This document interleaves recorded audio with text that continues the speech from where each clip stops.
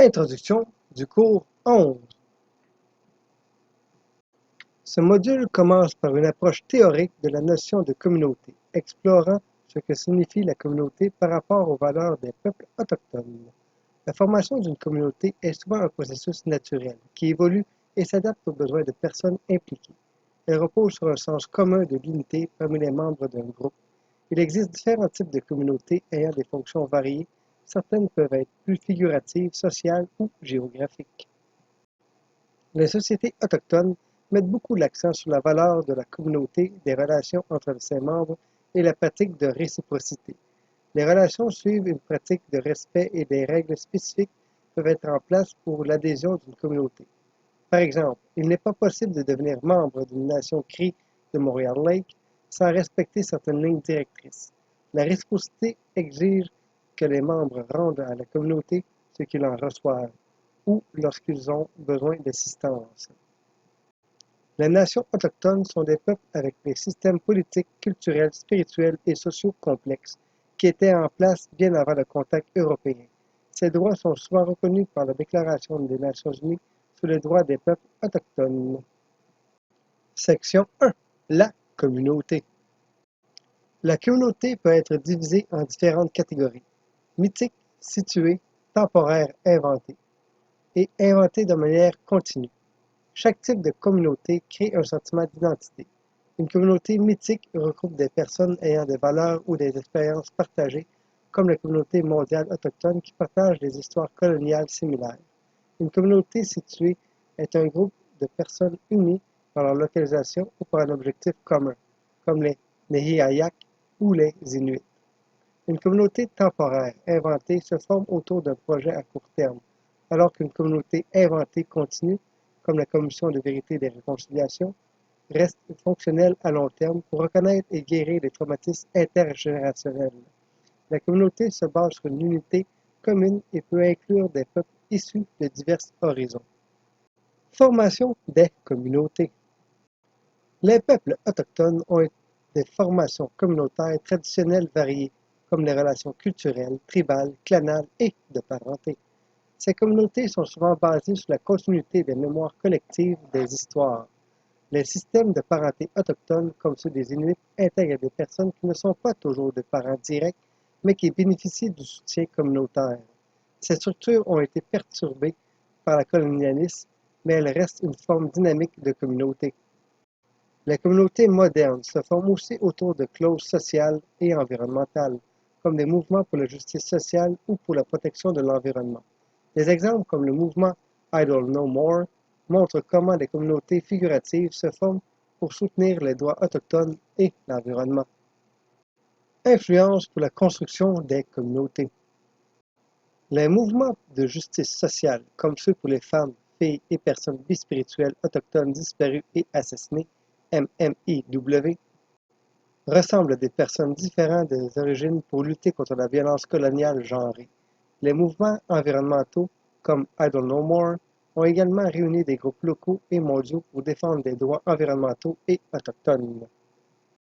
Section 2. Résistance.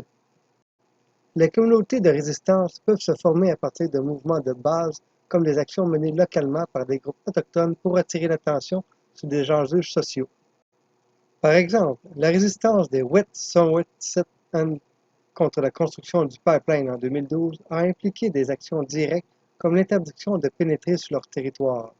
Un autre exemple majeur est la crise d'Oka en 1990, où la résistance de la nation Mohawk a attiré l'attention nationale après qu'une expansion de terrain destinée à un golfe a été lancée sans consultation des Mohawks, déclenchant un mouvement de résistance armée et une forte mobilisation. La crise d'Oka a montré comment les communautés autochtones se rassemblent pour défendre leurs droits territoriaux et culturels. Après une confrontation avec la police et l'armée canadienne, le gouvernement a dû annuler l'expansion du Golfe, ce qui a contribué à la prise de conscience nationale des droits des peuples autochtones. Ce mouvement de résistance révèle comment les communautés autochtones, en particulier les clans et les familles, jouent un rôle central dans la lutte et la protection des terres contre la colonisation. Idle No More en 2012. Le mouvement Idle No More est né le 10 novembre 2012 grâce à 4 femmes de la Saskatchewan, Jessica Gordon, Sheila McLean, Sylvia McAdams et Nina Wilson. Leur motivation venait de l'introduction du projet de loi C-45 qui menaçait la souveraineté et les droits des peuples autochtones. Le mouvement visait à protéger les terres autochtones et à lutter contre le changement législatif qui fragilisait les droits des peuples autochtones, notamment des amendements au Indian Act et à la Navigation Protection Act et à la Environmental Assessment Act. Ces amendements mettaient en danger les terres, les ressources en eau et l'environnement des communautés autochtones. Le projet de loi C-45. Ce projet de loi visait à réformer les lois touchant directement les droits des peuples autochtones. L'une des propositions controversées était la modification des règles de vote sur la location de terres de réserve, permettant des changements sans consultation. Le projet de loi prévoyait également des changements à la Navigation Protection Act, réduisait la protection des eaux navigables et exposait ainsi les rivières et lacs canadiens à des risques environnementaux. En outre, l'Environmental Assessment Act réduisait les exigences d'évaluation environnementale pour des projets qui menaçaient l'environnement et les droits autochtones. L'impact du mouvement. Le mouvement Idle No More a soutenu par des milliers de personnes à travers le Canada et à l'international. Il a attiré l'attention sur la situation des peuples autochtones et les menaces contre l'environnement, créant une vaste mobilisation populaire. Les réseaux sociaux.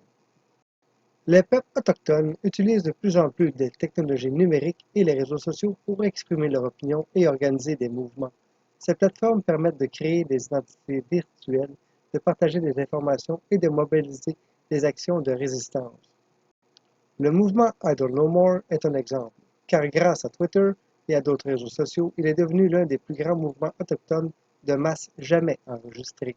Les plateformes en ligne facilitent l'organisation d'événements, la diffusion d'informations et l'unification des communautés autour de questions politiques. Avantages des médias sociaux. Les médias sociaux permettent de former des réseaux d'activistes, de discuter de questions sociales et de renforcer la solidarité. Il offre un espace pour organiser des mouvements de résistance à l'échelle locale, nationale et internationale. De plus, il offre un moyen rapide de diffusion des informations et de coordination des actions. Critique des médias sociaux. Cependant, certains critiques soulignent les risques des médias sociaux dans l'activisme autochtone. Les critiques incluent le fait que certains participants peuvent se contenter d'un engagement minimal, comme rejoindre un groupe ou partager un lien, sans que cela n'aboutisse à un réel changement. Il existe aussi des problèmes liés à l'absence de responsabilité et à la modération dans les forums en ligne, où les commentaires haineux, racistes peuvent se multiplier, nuisant ainsi aux discussions constructives.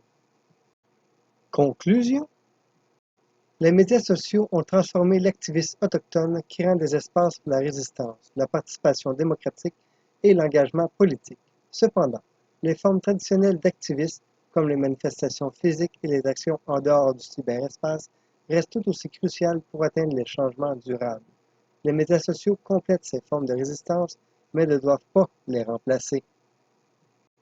Ce qui termine le cours 11. Préparez-vous, le dernier cours arrive.